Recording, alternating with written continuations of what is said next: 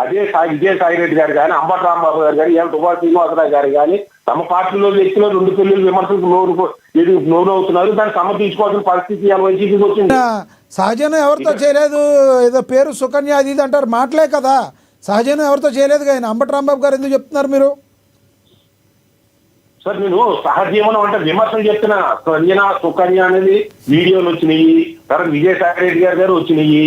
అవన్నీ మీరు వాళ్ళంతా అన్నిటి అఫీషియల్ గా అన్అఫీషియల్ గా పవన్ కళ్యాణ్ అఫీషియల్ గా పెళ్లి చేసుకున్నాడు అంటున్నా. ఇక రాజకీయాలు కొడతాం. ఒక్క నిమిషం సార్, ఎవరి వ్యక్తిగత జీవితం వాళ్ళు ఇస్తాం. నేను వైసీపీ వాళ్ళలాగా లేదా ఇంకొకరిలాగా చేయడం నాకు అనవసరం. ఎందుకంటే ఆయన నచ్చిన వాళ్ళతో కాపురం చేసుకుంటాడు. వాళ్ళిద్దరికి సంబంధించింది, వాళ్ళ భార్య వాళ్ళు విడాకులు తీసుకుంటారు లేదా వాళ్ళకి సంబంధించింది. ఇక లోకల్ స్థానిక రాజకీయాలకు ఉత్తరాంధ్ర రాజకీయాలు కొడతాం. ఉత్తరాంధ్ర రాజకీయాల్లో తమ్మినేని సీతారాం గారు ఈయన ఒకే కమ్యూనిటీ, కళింగ కమ్యూనిటీ నాకు తెలిసింది.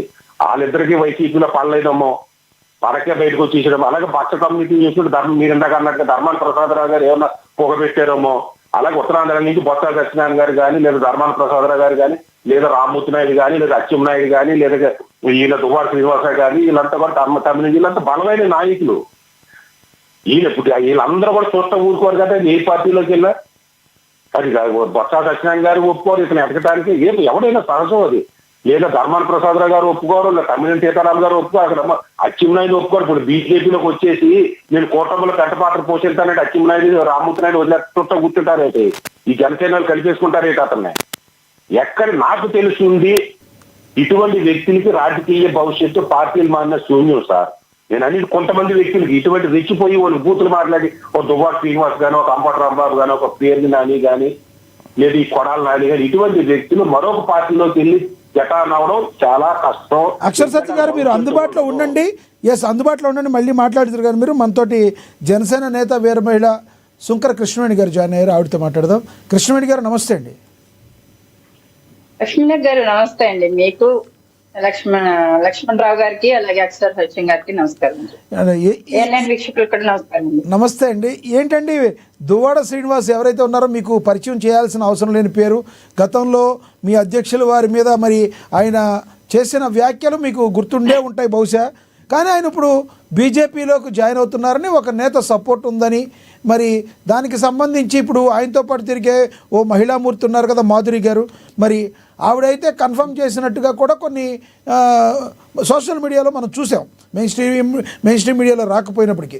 మరి నిజంగా దువ్వాడ శ్రీనివాస్ బీజేపీలోకి వెళితే మీరు కూటమిలో ఉన్నారు కాబట్టి మిమ్మల్ని ఇది అడగాల్సి వస్తుంది. ఎన్డీఏ కూటమిలో భాగంగా మీరు బీజేపీ టీడీపీ కలిసి ప్రయాణం చేస్తున్నారు. దువ్వాడ శ్రీనివాస్ వస్తే ఏ విధంగా ఉంటుంది? అది మీ కూటమికి ప్లస్ అవుతుందా మైనస్ అవుతుందా?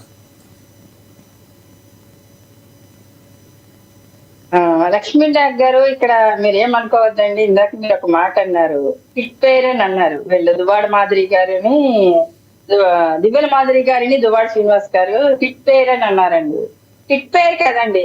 ఏపీ తెలంగాణలో చూసుకున్నా ఎక్కడ చూసుకున్నా వీళ్ళు చెత్త పేరు అని మాట్లాడేటువంటి పరిస్థితి. ఎందుకంటే మేము భర్తను వదిలేసి వచ్చింది, ఈయనేమో భార్యను వదిలేసి వచ్చి వీళ్ళిద్దరూ కలిసి పబ్లిక్ గా సహజీవనం చేసి సమాజానికి ఏం మెసేజ్ ఇచ్చారన్నది, ప్రజలందరి నుంచి ఎలాంటి చేతనాలు ఎదుర్కొన్నారన్నది కూడా ప్రజలందరికీ తెలుసు. డబ్బు హోదా ఉంటే ఏదో బతికేస్తున్నాము, లేకపోతే సమాజంలో ఏదో మాకు గొప్ప పేరు వచ్చింది అంటే, ఈ మధ్య కొంతమంది చీప్ పబ్లిసిటీకి అలవాటు పడేటువంటి వ్యక్తులు కూడా తప్పులు చేస్తూ కూడా అది పెద్ద గొప్ప విషయంగా ఏదో సమాజానికి ఉద్ధరించేస్తున్నటువంటి వ్యక్తులుగా చలామణి అవుతూ పెద్దలుగా ఉంటున్నటువంటి పరిస్థితి. ఇంకా దువ్వాడ శ్రీనివాస్ గారి విషయానికి వస్తే సార్, ఆయన మా అధినేత పవన్ కళ్యాణ్ గారి గురించి మాట్లాడడం అంటే ప్రాతిపత్యం గురించి, ఏకపత్ని వ్రతం గురించి, కుటుంబ విలువల గురించి మాట్లాడి మా అధినేత పవన్ కళ్యాణ్ గారిని ఏ రకంగా విమర్శించారన్నది కూడా మేము ఇప్పటికీ మర్చిపోం. ఆయన బీజేపీలోకి వెళ్ళినామండి, ఏ పార్టీలోకి వెళ్ళినా సరే గాని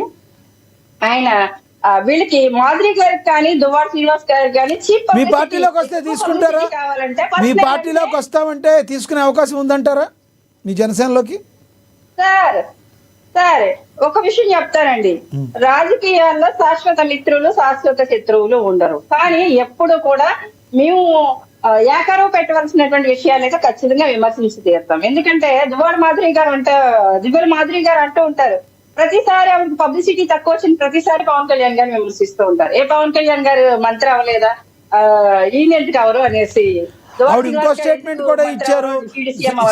ఇంకో స్టేట్మెంట్ కూడా ఇచ్చారు. సినిమాల ప్రకారం నేను పవన్ కళ్యాణ్ ఫ్యాన్ని, రాజకీయాల్లో మాత్రం నథింగ్.